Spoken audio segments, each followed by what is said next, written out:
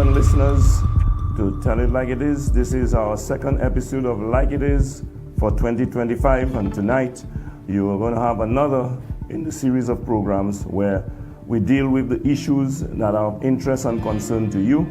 We do not sugarcoat, we do not dilute, we do not polish, we just tell it like it is. And as always, we're going to have a number of segments in our program. We will start off with the SLP segment, then we will have our main discussion for the night, and then of course towards the end of the program we are going to give you, the listeners and viewers, an opportunity for you to call in and tell it like it is.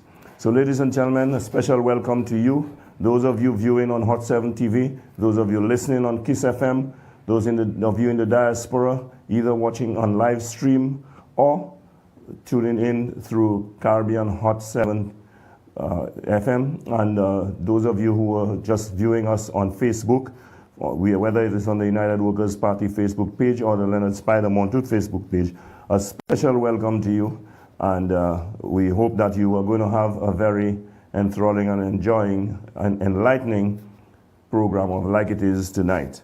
And of course, we're going to start with our SLP program, and as always, I begin with the quote that is very apt: "Whoever is careless with the truth in small matters cannot be trusted with important matters." And that is a quote by Albert Einstein, a quote that should guide us in our dealings, especially when it comes to the authorities, those in government, given the fact that they have that penchant, that tendency, and that they're prone to telling us lies and bluffing us. So tonight, we're going to start off our SLP program, our SLP segment rather, with one of those government ministers, as usual, telling lies. So when will it be? When will we see them guys euphoria? When will they stop to Mama Kai? Practice deceit and blatantly lie. Lord, oh Lord, it is sad. Yes, and tonight we have the government's main mouthpiece, the Prime Minister's main spokesperson, Richard Frederick, the minister who was handpicked by the Prime Minister Philip J. Pierre to sit in his Prime Minister's office as a minister and to be part of his cabinet. And of course, he has been doing all the bidding and the bluffing and lying on behalf of the government of late. But lying for him is nothing new. Not too long ago, we heard him on his talk show and on television claiming that he, Richard, left the United Workers Party on his own volition and that he was not kicked out of the party. That is nothing further from the truth. The reality is that, Richard, you were expelled from the United Workers Party. And I'm telling you, watch it. Because if the majority of the members of the Saint Lucia Labour Party would have their way, you would also be expelled. Though you have not, well, they will not have to expel you because they have refused to accept you. And I heard you one time publicly pleading to the Prime Minister, who is the one who has you there, by the way, asking that you be given an opportunity to become a member of the Saint Lucia Labour Party. But after so long, Richard, it's about a year now since you have applied according to your own admission, they have not accepted your application and they have not endorsed your membership. Ask yourself why. That is because, Richard, nobody wants you. Your notoriety precedes you. And of course, you are a destructive force. And you like to say that you are responsible for victories. But I'm telling you in advance, you are going to be responsible for the Saint Lucia Labour Party's downfall, just as you were for the United Workers Party. The Labour Party will learn their lesson the hard way, because some of us do not learn from examples. But tonight, if you believe I'm just saying so, let me show you the evidence by introducing the first clip where we're going to have the then chairman of the United Workers Party commenting on Richard Frederick's expulsion from the United Workers Party. For Honorable Richard Frederick The chairman of the United Workers Party says it's unfortunate that the United Workers Party had to expel Castries Central MP Richard Frederick. But Mr. Ezekiel Joseph says that many attempts were made to reach Mr. Frederick, but after he showed up on the first attempt, he stayed away from other planned meetings, even after he was aware of a 20-day notice from the party. The chairman of the United Workers' Party says that the expulsion has not created a division in the United Workers' Party, neither is Mr. Frederick a threat to the party. He's better outside than inside. It's the wisdom of the masses, the majority. I mean, if they saw him as a threat outside, they would embrace him and continue to accept his behavior. The mere fact that they have said, look, the time has come to sever ties is a clear indication that they're confident that he's better outside than the way he's behaving inside the party, and given the perception that there is infighting in the party. The chairman of the United Workers' Party says that he hopes Mr. Frederick avails himself of the process enshrined in the Constitution. He says that the Castries Central MP cannot continue to be seen as a member of the organization and speaking critically about the organization when he was given several opportunities to express his grievances.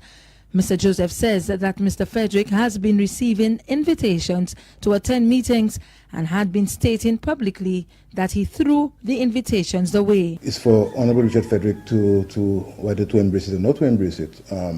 And to me, being outside there and making statements is better for us than to be inside and making statements as negative. When you're making statements and you're part of a structure and making statements that's negative about the structure you're part of, to me, it's more dangerous than to be outside there. And we're hoping that Honorable Richard Frederick would understand that, look, he's not bigger than the party, and that's what I've been preaching. A letter was sent to Mr. Frederick on Tuesday, officially informing him about the decision of the National Council to give him the boot.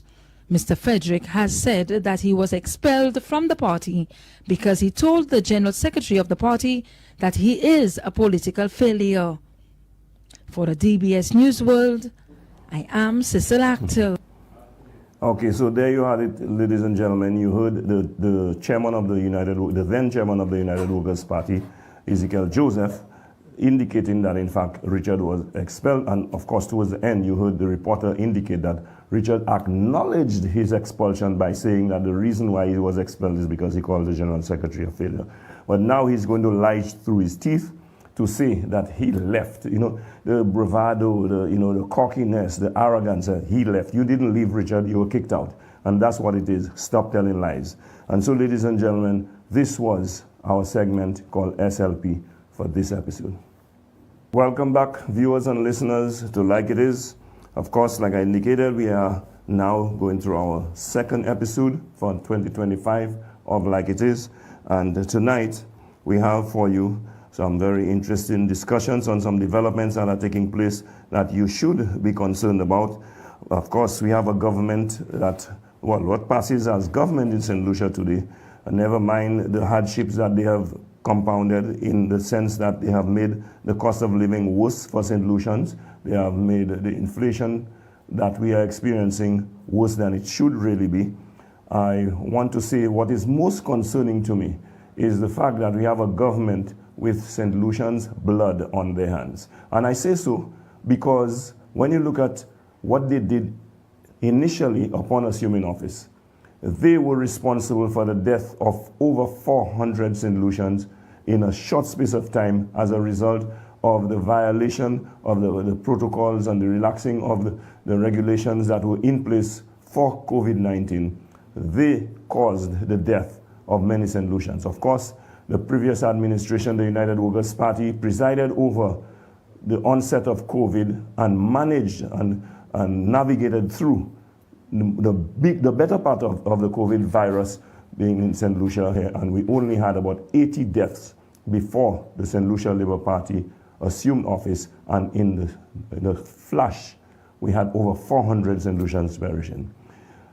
Let us look at what has happened with the crime situation in Saint Lucia.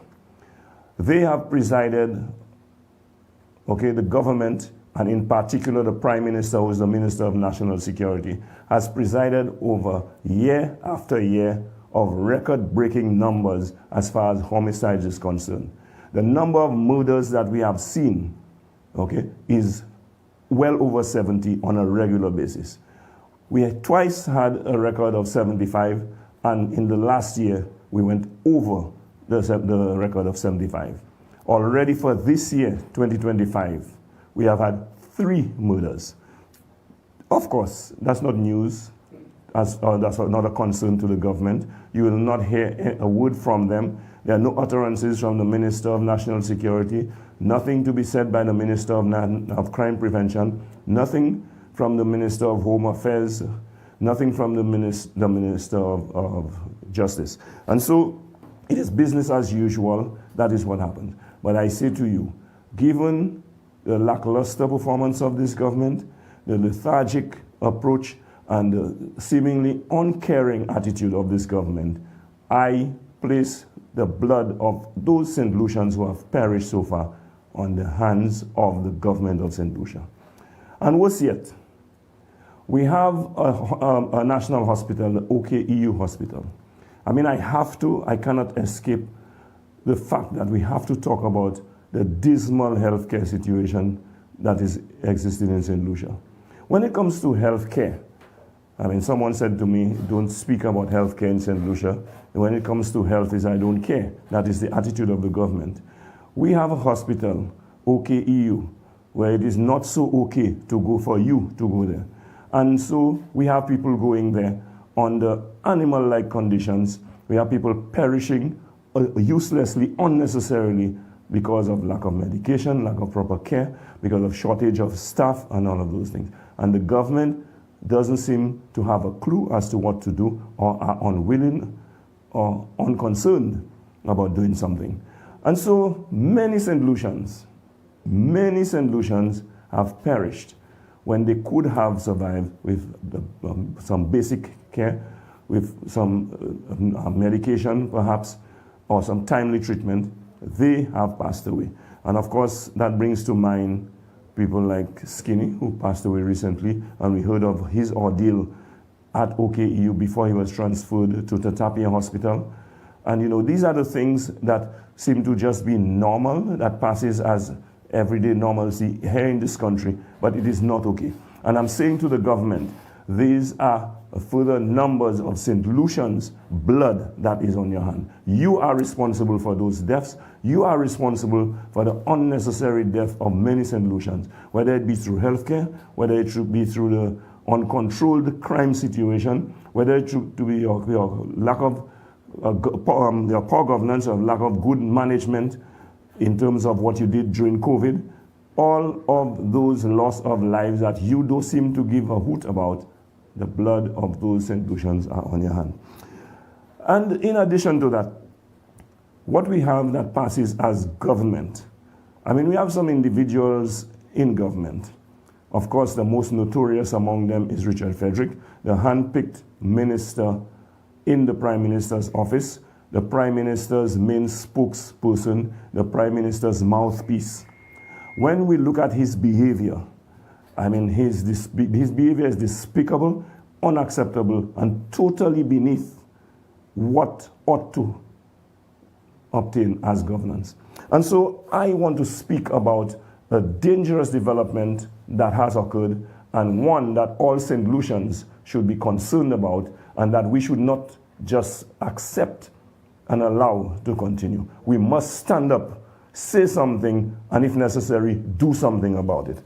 And I spoke last week a little about Richard Frederick. I began talking about the trend that I saw, or the trend that has been going on, where he comes on his program, attacks people, threatens people, reveals sensitive, private, personal information about people, and even gives information as to where he gets the information that he has.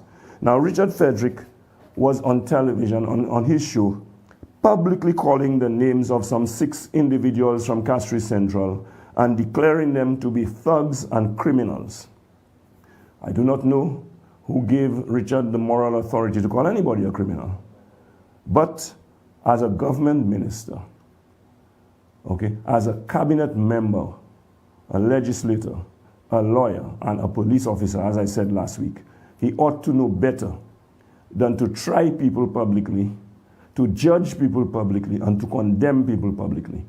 In our system, you are entitled, if there is a claim, an allegation against you, you're entitled to have your day in court, to defend yourself before you can be branded or labeled by anyone publicly.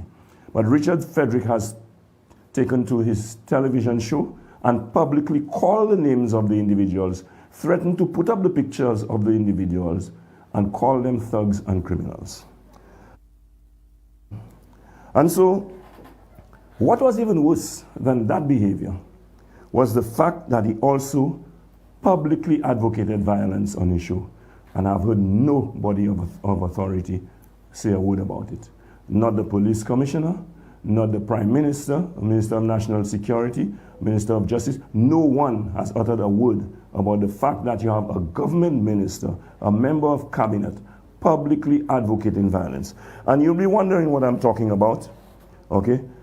Richard Frederick, in his last show, made some statements rather, that is tantamount to asking people to take the law into their own hands. And so, rather than tell you, I'm going to show you that clip and to give you a snippet of exactly what he said so that you can hear for yourself. Clip number 2, please.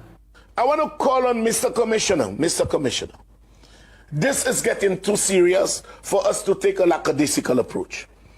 I had some SSU guys patrolling that area for me. I have a no loitering sign there, but basically they ignore it. They lime there, they lime under the CDC, and all they do is rob the tourists. That's all they do. I am sick of it. I am tired of it, and it has to stop. I'm calling on you, Mr. Commissioner. Please, please, please. There is a no loitering sign there.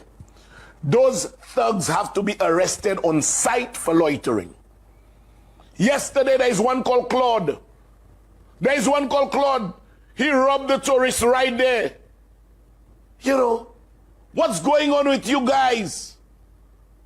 Robbed the tourists right there. Today, one got his backside beaten up at the hands of a tourist, not knowing the man would fight. Lord forbid, I wish they had done something where you met your demise. And I make no bones about it. Y'all are playing the fool, man. Go and work. Go to work, all of you. I too have I deban fair volley. Jarvis, stop it. Stop it, Maaga. Jeff, all of you.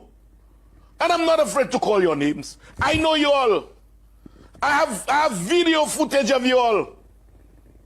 You know, stop it.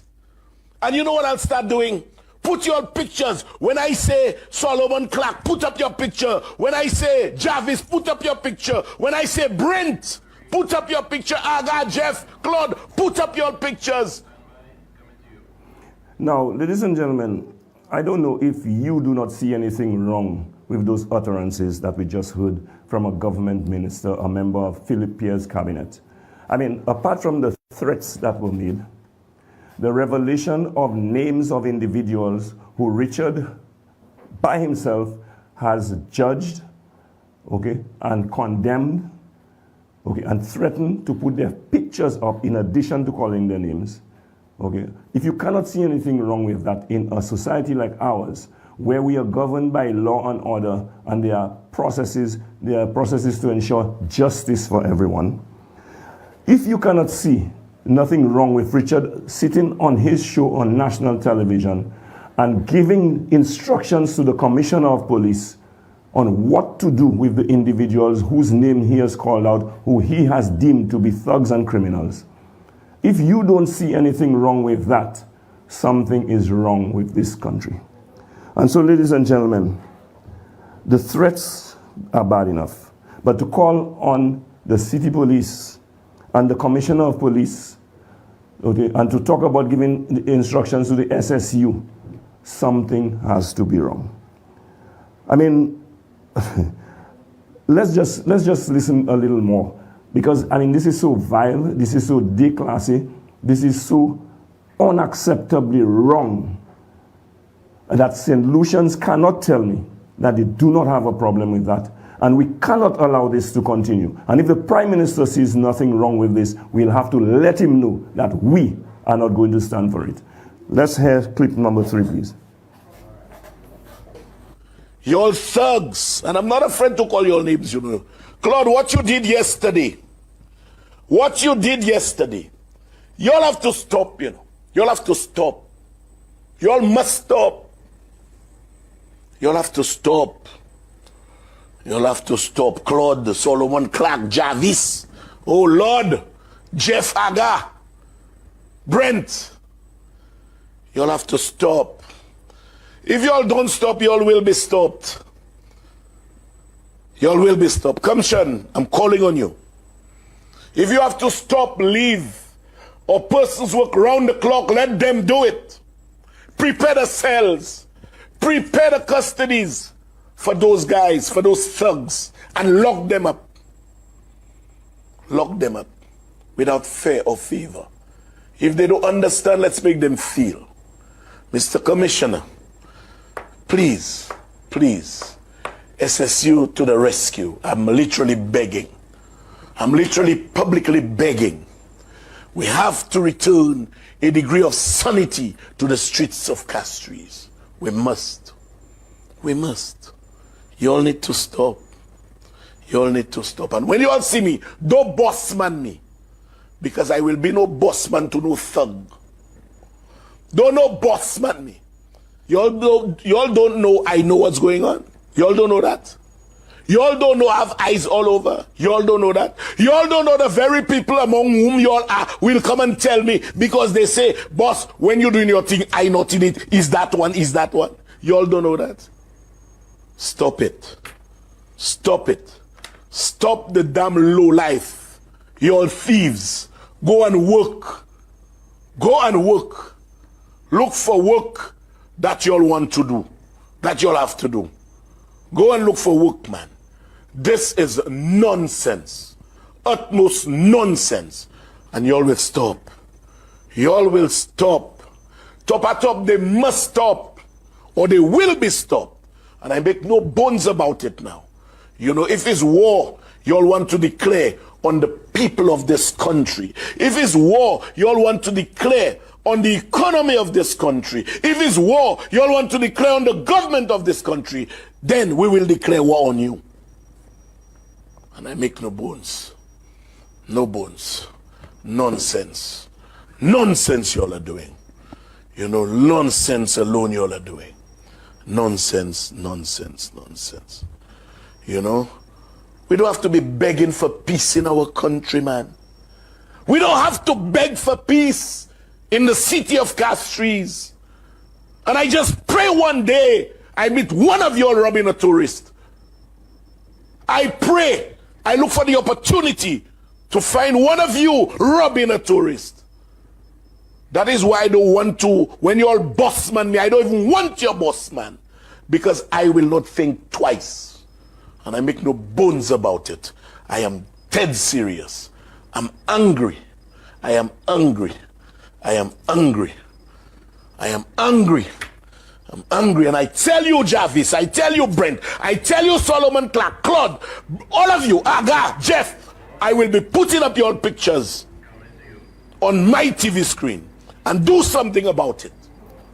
Do something.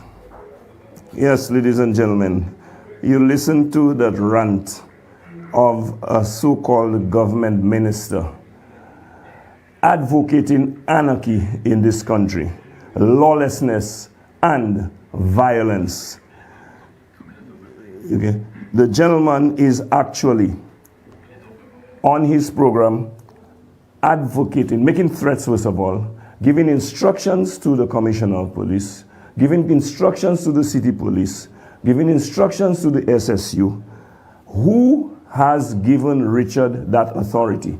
Since when that is appropriate and is in line with the processes of this country? Ladies and gentlemen, I do not know if you understand what is happening here. Here is a government minister. And we know it's not just any government minister. We are talking about Richard Frederick. The notoriety that surrounds Richard Frederick precedes him. Here is a gentleman who, by the admission of his own colleagues who sit in cabinet with him now, some of whom who sit in cabinet with him now, and some of whom who are associated with him as colleagues in parliament, referred to him as a drug dealer, a money launderer, and even a murderer.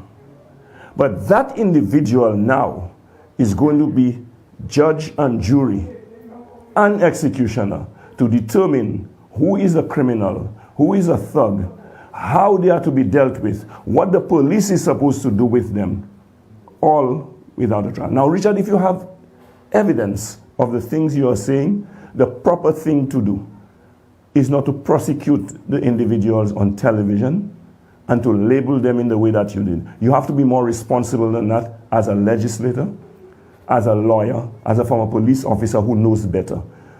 What you need to do is to speak to the police, provide them with the evidence that you have, and let them pursue the matter.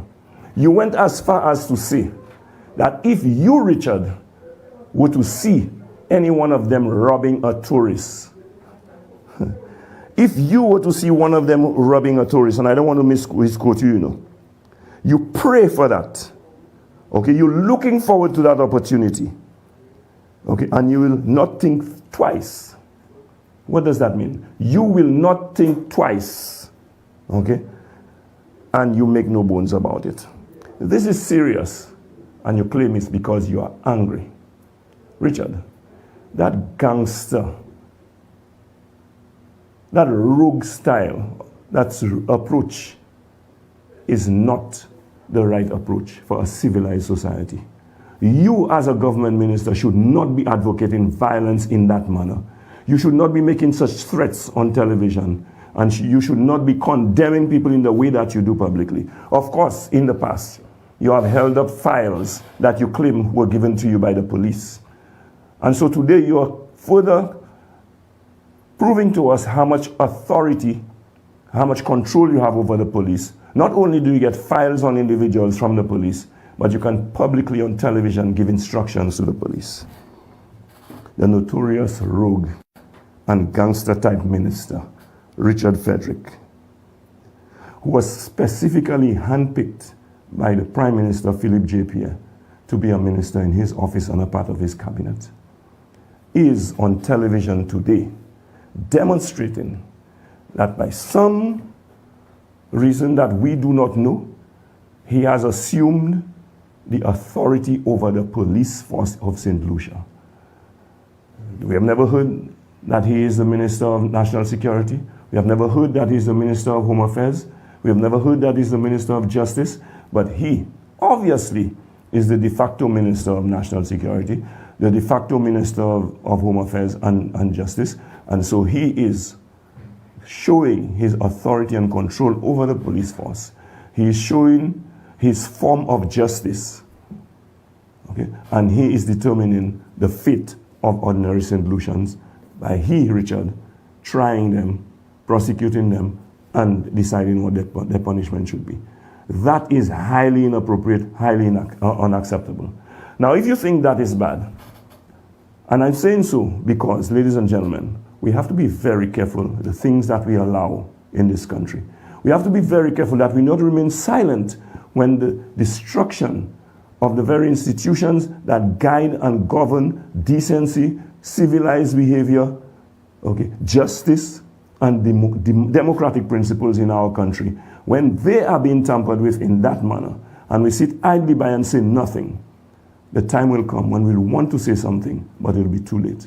Because those who have dictatorship tendencies, like Richard Frederick, those who have a rogue attitudes, like Richard Frederick's, those who have gangster-like approach, like Richard Frederick, would have taken over to the extent that we would not have a voice anymore. We have to nip it in the bud. That has to stop. Now, if you think that is bad, okay, the threats that are being made, the name calling, calling people criminals and thugs, calling their names, okay, not providing any evidence, but calling their names, indicating how people should take the law into their own hands, okay, and cause the demise of individuals, rather than to put the matter in the hands of the police and let them deal with it, that they should cause the demise of individuals, indicating as well what he himself, the holder of a licensed firearm, would do if, God forbid, in fact, he prayed for the opportunity, okay, to see one of the individuals whose name he called out robbing a tourist. And he told us clearly, he would not think twice. He would not think twice. Now, St. Lucians, let's not be pretentious. Let's not behave as if we do not know the character that we're dealing with.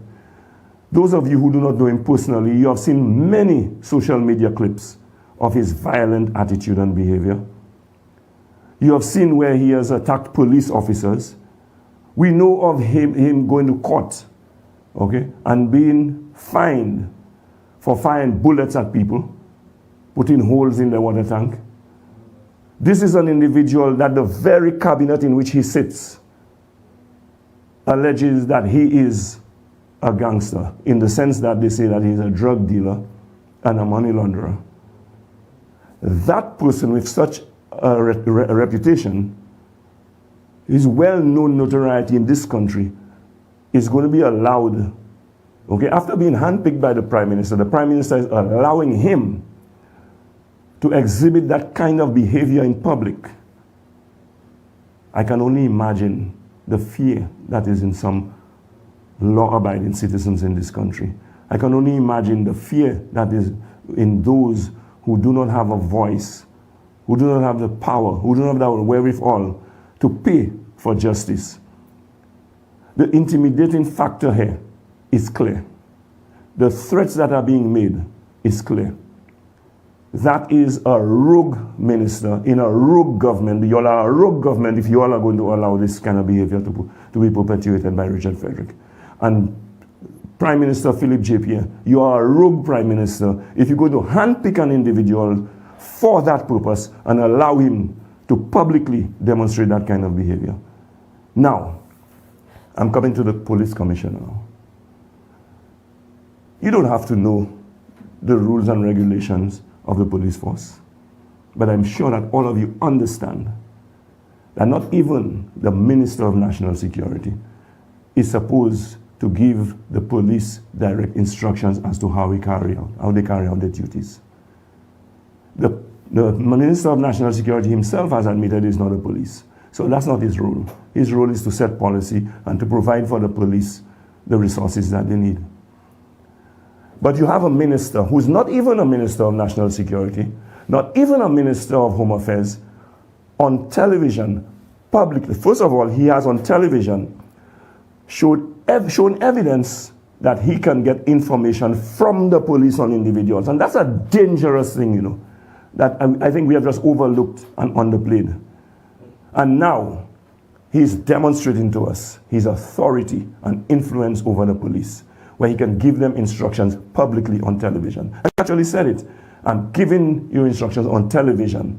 He gave instructions to the city police, and he gave instructions directly to the commissioner of police. But ladies and gentlemen, before I continue, you may be questioning whether or not, in fact, Richard Frederick did that. And I don't come here to just cast aspersions, make allegations, invent accusations without basis. I want you to hear for yourself. In the next clip, I want you to hear Richard Frederick himself, what exactly he's saying. Now, we heard prior instructions, threats, and condemnations. Now we are going to hear him pinpoint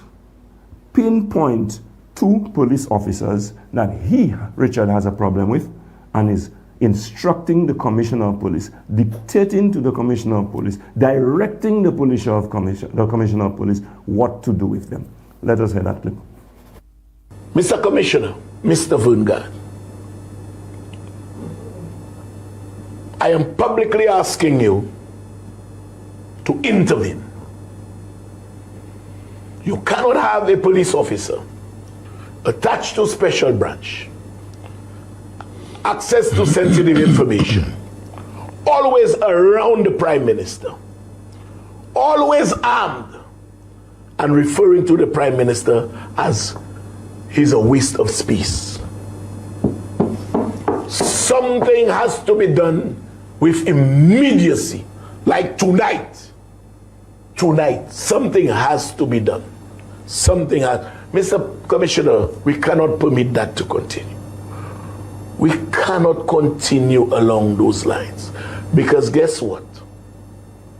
Too late might be our cry. Yes, you heard for yourself. In this clip, Richard giving the Commissioner of Police, Mr. Verngard, direct instructions to deal with a pinpointed police officer who is, in Richard Frederick's opinion, a police officer that should be dealt with, and he has told the commissioner exactly what to do with the individual. Who is Richard Frederick? And where does Richard Frederick get that power and authority to dictate to the commissioner of police as to exactly what he must do? Is that the new modus operandi of the Saint Lucia government?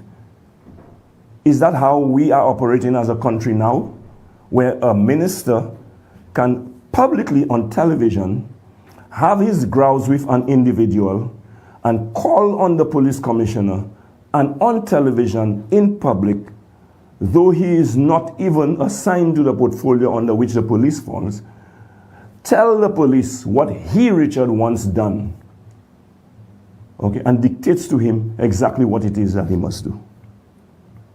Now, ladies and gentlemen, similar instructions were given to the police about another police officer. And I will call their names in a while because he didn't hesitate to indicate who they were. So I can call the names as well.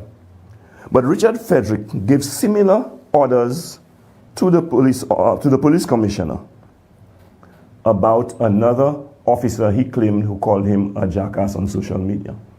And Richard's fragile ego is so offended by the fact that, according to him, that police officer referred to him as a jackass, that's unacceptable and something had to be done about it. And in the previous clip, the clip you just heard, you heard when he was giving instructions about the other police, and the other police officer, by the way, was part of the leader of the opposition's security detail. Okay? And he said exactly what should be done with him, and immediately, and those were his instructions. He demanded that it be done immediately. As a matter of fact, the night he was talking, he said it should be done tonight. Ladies and gentlemen, that is bad enough.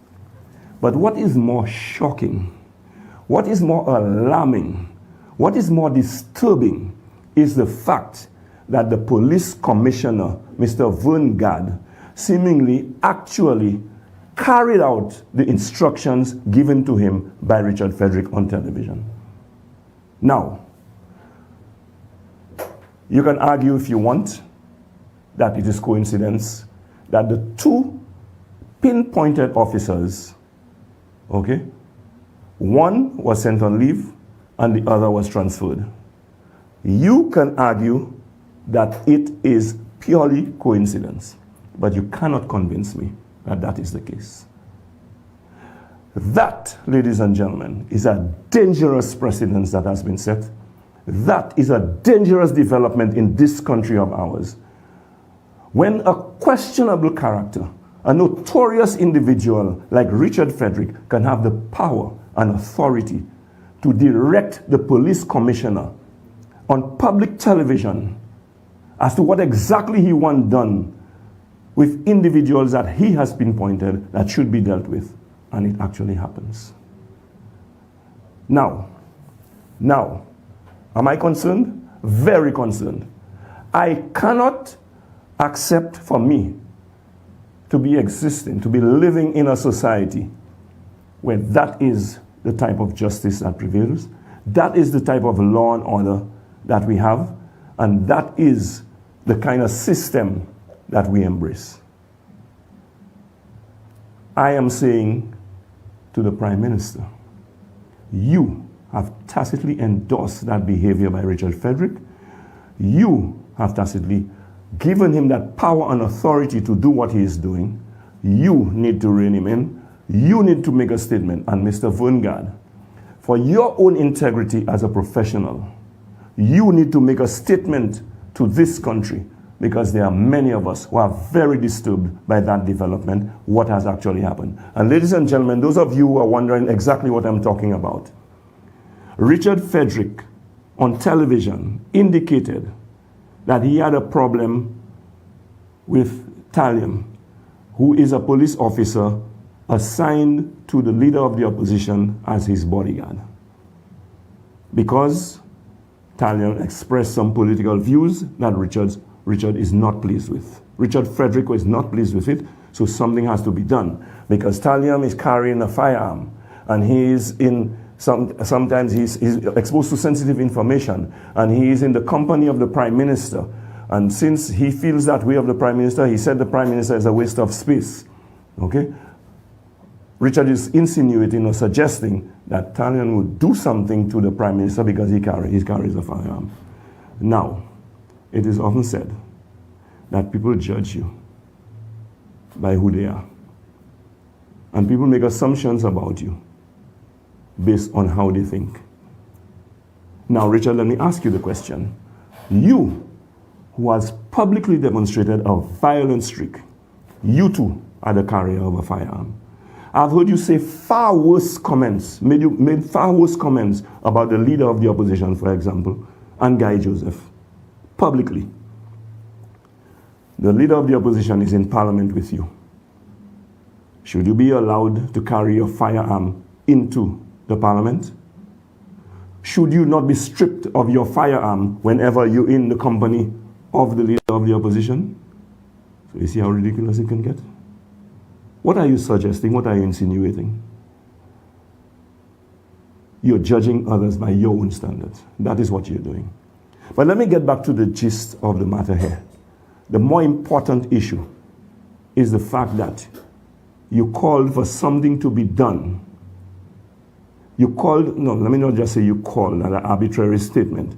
You, Richard Frederick, called on the Commissioner of Police, Mr. Verngard, to do something about Talion. And, call it coincidence if you like, the Commissioner of Police, Verngard, has transferred Talion from being a bodyguard for the leader of the opposition, and they transferred him to a police station. In the case of another police officer, Jan Gustav, Richard claims that Jan Gustav called him a jackass on social media. Now, Richard's, like I said, fragile ego was so hurt, so bruised by the fact that he was called a jackass. Never mind the fact that he behaves like one. He feels that something has to be done. Because if the officer can call him a jackass, can you imagine what he can refer to his own minister as? And his own minister, by the way, is the Prime Minister.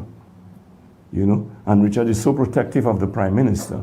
So if they call him, Richard, a jackass, they might call the Prime Minister worse. So Richard is suggesting to us that the Prime Minister is worse than he is. So if he's called a jackass, you can only imagine what they'll call the Prime Minister.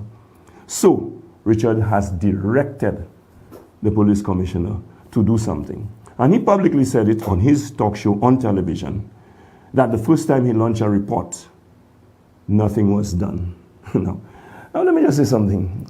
You launch a report, and you're saying, you're dictating that something has to be done, and you're dictating as well what has to be done. So he launched a second report and insisted that something had to be done. And ladies and gentlemen, yes, something was done by the police commissioner, Mr. Verngard, who apparently took instructions from Richard Frederick and acted on the sentiments of Richard Frederick and sent Jan Gustav on leave. Now, this is a dangerous trend, as I've said. This is a development that is alarming, as I've said. And if St. Lucians are going to accept this from a minister of government and a police commissioner, then what we are going to have in this country is a lawless state of anarchy and a powerful trampling on the powerless. That is what we're going to have. Because, Mr. Police Commissioner, whether you appreciate it or not, I am telling you now, what you did reeks of political victimization. Okay? That is totally unacceptable. There are procedures, there are processes.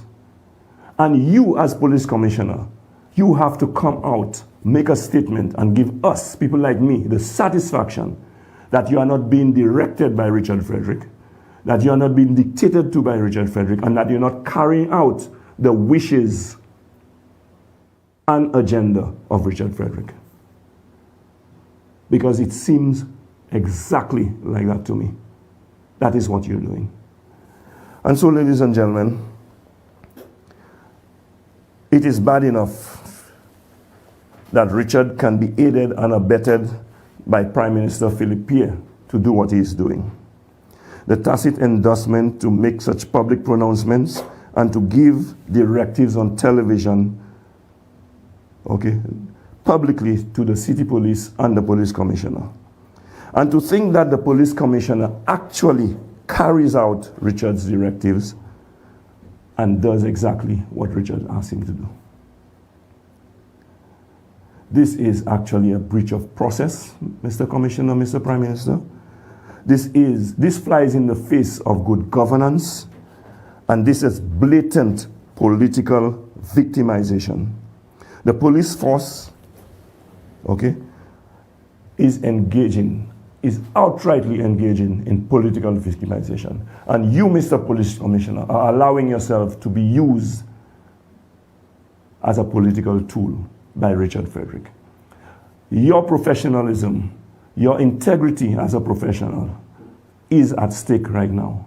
You have compromised yourself by the action that you have taken. That is unacceptable, and that matter must be redressed. It cannot happen this way, where a government minister can come on television and just give you directives as to how to deal with police officers and other individuals. So the next thing now, the fact that I'm on this show talking about Richard Frederick, fragile ego, may be bruised by what I'm saying, and he will call on you and say to you that Spider Montoute cannot say this and cannot say that about him, and something should be done about it. And what, you'll come after me too? Is that what it is? Now, those of you who think, well, what happened has nothing to do with you, let us be quiet. Allow it to happen. And when your turn comes, let's see what will happen. We have to take a stand now, collectively, to demand that this stops. To let Richard Frederick know his damn place, and let him understand that this country does not belong to him to do as he pleases with, and to kick citizens of this country around like his political football, and to satisfy his political arrogance and his political agenda, and to do the dirty work for the Saint Lucia Labour Party, and to ensure that his government is protected from criticism, okay, and being held responsible for their behavior. So those who in this democracy want to make observations, whether positively or negatively, about the government, have a democratic right to do so. Okay? And I will exercise that right every day of the week. And you, Richard Frederick, can do nothing about it. And Commissioner Vanguard, if you are the one there carrying out Richard Frederick's dirty work, I'm saying to you, that is not the job that you are appointed to do. And I note with interest that they made you temporary. They made you temporary. You have a 6 months contract. I don't know if you are motivated by the fact that you want your contract renewed. But I'm saying to you, put integrity first. Put professionalism first. Act in the manner in which you're supposed to act. There's a code that you must uphold. Do not allow a rogue minister to cause you to go down the road of gangster-style management of the police force. You are the commissioner. Do not let a gangster direct you. And I'm saying clearly, the Prime Minister, who is the Prime Minister of the country and the Minister of National Security, the Minister of Home Affairs, must come out and give St. Lucians the satisfaction that that is not going to be condoned, that is not acceptable, and that is not the way of his government. Mr. Commissioner, Mr. Vanguard, you too have to come out and let us know that your actions are above reproach, and that you are not doing the bidding of Richard Frederick by the actions that you have taken, which reeks of abuse of proper process, which reeks of bad administration, which reeks of political victimization. Okay? And the government itself is doing enough victimization, especially through Richard Frederick, of citizens of Saint Lucia. Do not be used as a tool, aiding and abetting what they are doing that is wrong. That is not your role, like Guy would say. And so, ladies and gentlemen, I want us to take this very seriously, because soon from now, we can end up having a police state directed by a rogue who operates in a gangster-style manner. And we in St. Lucia will be finished. We will not have a voice. We will not have freedom. We will not have a democracy, because what is happening before our very eyes is the denuding and the dismantling of democratic institutions, one of which is the police force. The police is supposed to be neutral. Never mind the individual political biases of the police. The police should not be dictated to or directed by one political view or another. And when you have a politician like Richard Frederick telling the police what to do, deciding who has to be dealt with by the police, and the police is actually carrying out his wishes, that is dangerous. That is tyrant behavior. We cannot have this. We cannot accept this. Ladies and gentlemen, I will take a break at this point, but please stay tuned, because when we come back, I will be opening up the lines so that you too can have your say. Let me know if you think that is the manner in which our government should be run. Let me know if you think that that is the manner in which our police force ought to be run. Let me know if you think that the Prime Minister Philippe J. is upholding the oath that he took as Prime Minister to ensure that he protects the institutions of this country and that he preserves the democracy that he inherited as Prime Minister and we are enjoying in this country. And I want to know if Mr. Verngard, Police Commissioner, if that is the new modus operandi of the police force, and that is the new role of a police commissioner. So please stay tuned, and when we come back, you will have your turn to call in for you to tell it like it is. Stay tuned. Welcome back, viewers and listeners, and we are happy to have you tonight. Those of you watching us on Hot 7 TV, those of you who have tuned in via Kiss FM, those of you who are following through Caribbean Hot FM, and those of you on Facebook, generally speaking, so watching through live stream, we welcome you. We are happy to have you both in St. Lucia and in the diaspora. This is Like It Is, where we tell you like it is. We do not sugarcoat it. We do not polish it. We do not dilute it. And ladies and gentlemen, I have been speaking about some of the egregious things that have been happening in this country that should be of concern to you as a citizen of the country. The denuding and eroding of our democracy and the dismantling of major important institutions in this country right before our very eyes. And I would like to know what your sentiments are as far as that is concerned. So in this segment, you will have an opportunity to call in and to tell it like it is. So ladies and gentlemen, I will give you the numbers in a moment, but the lines are open. So those of you who already have it, you can please go ahead and call in. As I get you the numbers that you can call the program, and somehow I mix up where I have my numbers here. But in a moment you'll get the numbers, but I know some of you already have the numbers, so you can begin to call in and to have your say. And we have been talking about, for example, the blood that is on the government's hands, in the sense that the first thing of the block that they did was to cause the death of over 400 St. Lucians. I can only imagine since then how many St. Lucians have died as a result of COVID. We know, despite the fact that we don't always get the actual figures, but the official figures, even as suppressed as they are, reflects that we are having record numbers of murders in this country. And of course, the health system is another avenue where St. Lucians lose their lives. But we have a caller on the line. I won't keep you waiting. Caller, oh, we lost the caller.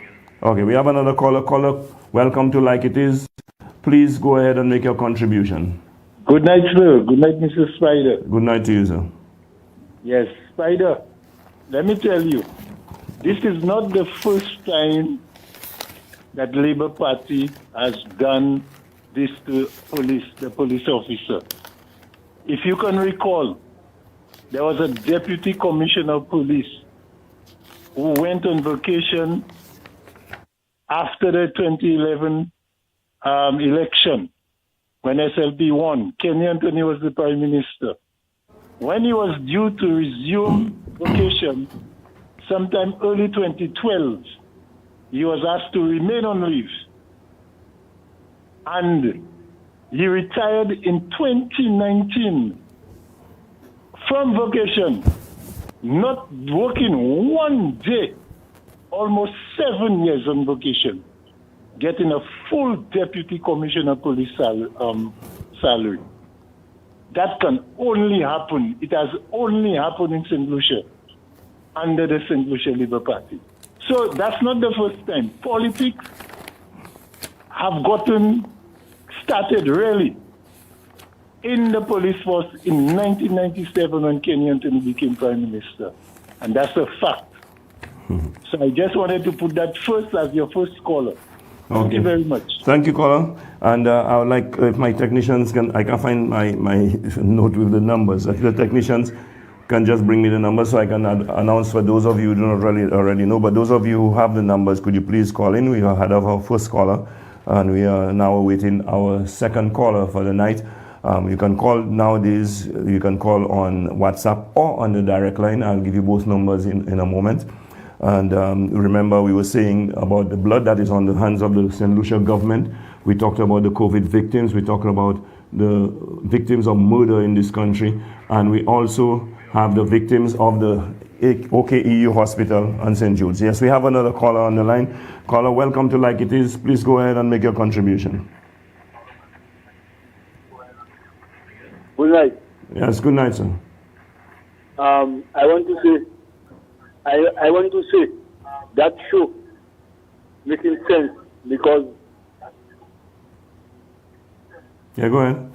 Frederick cannot go and talk to him like that. That's a private thing that is. Yeah, you cannot tell the police what the minister, the commissioner what to do. That's nothing to do with you. Because that is dangerous, caller. If everyone who has power is in a position to have the police commissioner do their bidding, then what we have is a breakdown in the police force, a breakdown in law and order, a breakdown in justice, a breakdown in democracy. We cannot have a situation like that in perpetuated. And the worst thing about it is the individual in question, who is actually responsible for doing this. We know what he is notorious for. And for him to be able to dictate to the government and to tell the police exactly what they should and shouldn't be doing, and no less the commissioner of police giving instructions to him, I think that is unacceptable. And the police commissioner must demonstrate to us that he is above board and that he is not compromised in any way and taking instructions from Richard Frederick. So just for the benefit of our callers, our landline is 4500777. And our WhatsApp number is 284-3499. So you can call via WhatsApp or landline. Again, yes. Okay, we have a caller. Go ahead, please. Welcome to Like It Is. Go ahead, caller. What I want to say there is, I heard nothing, and I heard like somebody paying you to do that, like they paying you. Okay, you don't listen to propaganda. Nobody is paying me to do what I'm doing. I'm doing it of my own volition. I'm doing it as a concerned St. Lucian citizen who is worried, concerned, and disturbed about what is happening. And I'm speaking out about it and saying it exactly like I see it. I am just saying it like it is, caller. So you were misled. If you think that I'm being paid, nobody can pay me enough money to do what I'm doing there, nor can anyone pay me enough money to stop what I'm doing there. Okay, so you have been misled. So I just wanted to clarify that. So now that you have that clear, you can rest assured knowing that what you've been told is not the case.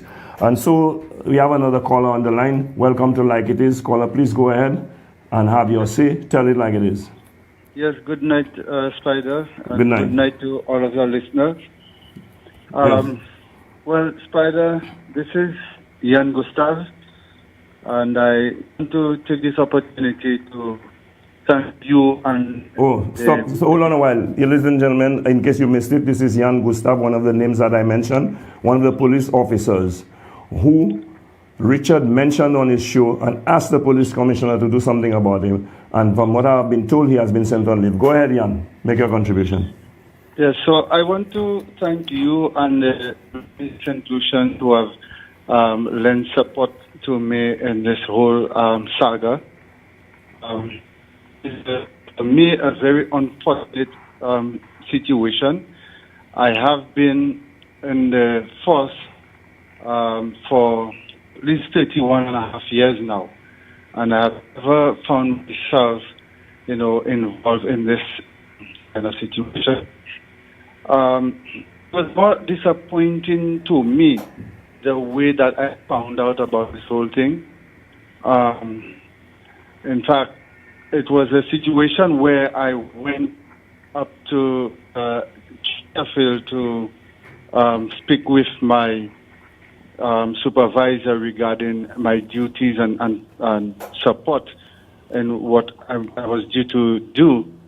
And whilst up there, I decided to ask the receptionist out of play whether there was any correspondence in my name. And that is how I found out about this letter, which when I found it late, because I was told that it was already taken by the messenger. When I found it late and checked it, like it was saying that I was supposed to proceed on leave. And says that there is some matter that is of a sensitive nature being investigated that I don't know about.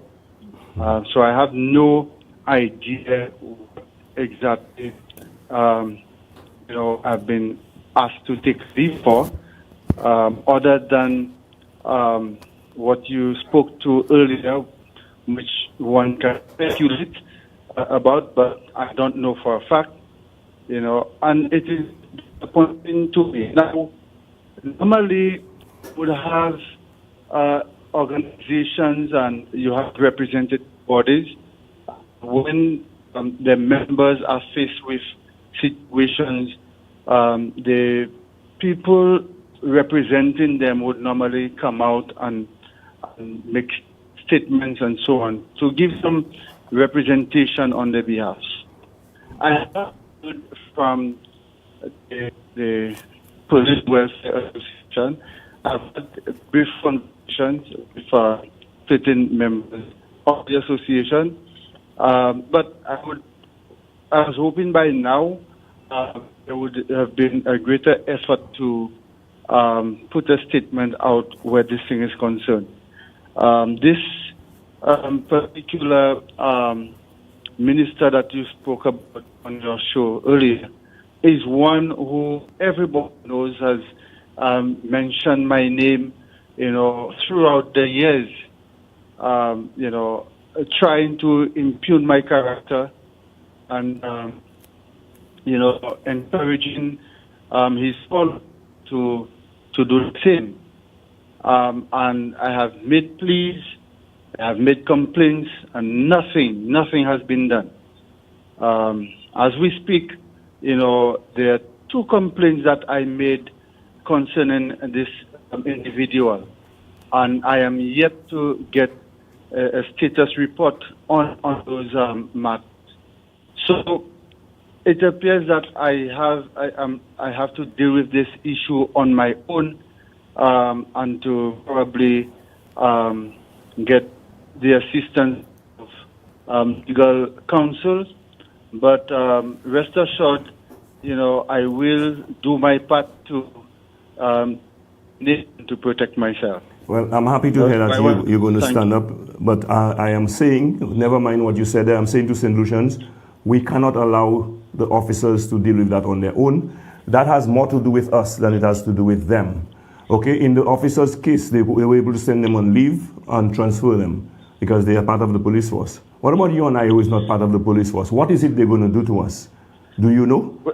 Well, you're correct on that, and that is why it is important that we stand up when there's injustice anywhere. That's it correct. Doesn't matter that we may not be directly involved, and I can tell you there may be individuals who have not been totally happy interacting with me or me dealing with them, but I can many in those 41 years who have been extremely pleased with how they have dealt with them, how they've interacted with them, and the services that I've provided. And so we need to, ensure that, there is just, not because it is me, really, that we should be looking forward to justice for everybody. There should be no, religion, color, creed, that should not play any part in we seeking justice and ensuring that there is justice for all. That's correct. Just before I get off Spider, you would have known that there was this matter that I took before the court as it relates to our rights being taken away from for appeals to the Privy Council. Right. Matter, unfortunately, there was ruled in the favor of the government, and it is, and that was today that that decision came out. Right. But it is something that is the first leg of the matter. We are still waiting for a written decision from the judge, and my lawyer will be looking to decide the way forward with it. I can tell you that there is consideration for an appeal, in that matter, because we are not necessarily satisfied with the decision matter, and there, but that is the way things go. So we need to be able to stand up, when we see there are things that are wrong, and for us to try to put our country, because the country belongs to all of us. We have That's correct. Here, That's correct. We're not going anywhere. We're not going to. A lot of the people, they don't have an extra passport where they can go to another country, so have to remain here. Right. And so we have to make here the best place for us to be able to live. Yeah, well, I'm happy that you called in to it is, and to add some clarity to the matter. And I want to thank you very much, and I admire your courage to stand up, because when injustices are practiced, if we cower, then all we're going to do is have injustice be perpetuated. And we cannot have that in our country, because it's going to cost all of us. And I'm saying to you, it is Jan, Gustav, and Taliam, Officer Taliam, right now. But if we say nothing and we allow this to go on, it's going to go from bad to worse. And by the time it gets to us, it will be much worse than it is right now. So the stand that we're taking is more for ourselves than it is for them. We have to stand up against injustice. Yes. Thank you very much, Jan. And I just want, while I wait for the next call, I missed a WhatsApp call there, but while I wait for the next call, let me read a WhatsApp message that was sent in. Richard Frederick's behavior is a reflection of Philip Pierre's wimpiness. Pierre is mortally afraid of Richard, who has him like a puppy show, and consider Richard is not even a member of the SLP. Yeah, when you consider he's not even a member of the SLP, but he actually controls the SLP, he dictates the pace for the SLP, he directs the actions of the SLP, and he set the tone for the SLP. He's the mouthpiece of the Prime Minister and the main spokesman of the party. So Richard is in fact SLP. While they are afraid to embrace him, there are members who are mortified of the prospect of him becoming a member, but the headman, the Prime Minister, has him as his henchman, his handpicked selectee in his Prime Minister's office to do his dirty work for him. And the Prime Minister sees nothing wrong with what Richard Frederick is doing. The rest of us who see something wrong with it, must speak out about it, must take a stand against it, and must stamp it out. It cannot be allowed. Because when Richard Frederick appears to be seen to be controlling the Commissioner of Police today, look, you're suggesting that he is controlling the Prime Minister as well? Then, soon from now, we will have the country in the hands of that kind of individual. You cannot take that risk. You cannot allow that development to continue. We have to take a stand against injustice, and we have to dictate and demand that our democracy is preserved and protected. So, ladies and gentlemen, do we have any other call? No, we don't. Okay, we don't have any calls as yet. So, I am happy that Jan called in to confirm what I was saying and to indicate what like I said, I admire his courage, and I just want to say that I don't think you're doing any favors to Jan or Tanya when you take a stand. I am taking a stand, yes, on their behalf because it's them right now, but more for me and my loved ones and my family and my friends and those I'm concerned about. Because when you allow an injustice to be done against one and you say nothing, then will come your turn. By then, the perpetrator of the injustice would have become more emboldened, more powerful, and would certainly treat you worse than the person you did not take a stand for. And by that time, the person that you did not take a stand for will not be there to take a stand for you. So if we recognize the threat and the danger of what is happening, and we collectively decide that we're not going to accept it, that is what is going to make the difference. Because Richard Frederick does not control this country. As much as he thinks that he controls the police force, boasting about the fact that the police, and you see, Mr. Verngard, as Commissioner of Police, it is your responsibility to restore the integrity and good name of the police force. You have a rogue minister of government who has publicly declared that he gets information on individuals, he gets files on individuals from the police officers. Have you investigated that? You swiftly investigated the reports made to you by Richard Frederick on those two police officers and swiftly took action. There has been allegations of sexual misconduct on the part of one of your deputy commissioners. Have you carried out an investigation and sent him on leave like you did Jan Gustav for the investigation to be carried out? Really? And you want to convince me that you are acting in a just and fair manner and that your approach is above and beyond reproach?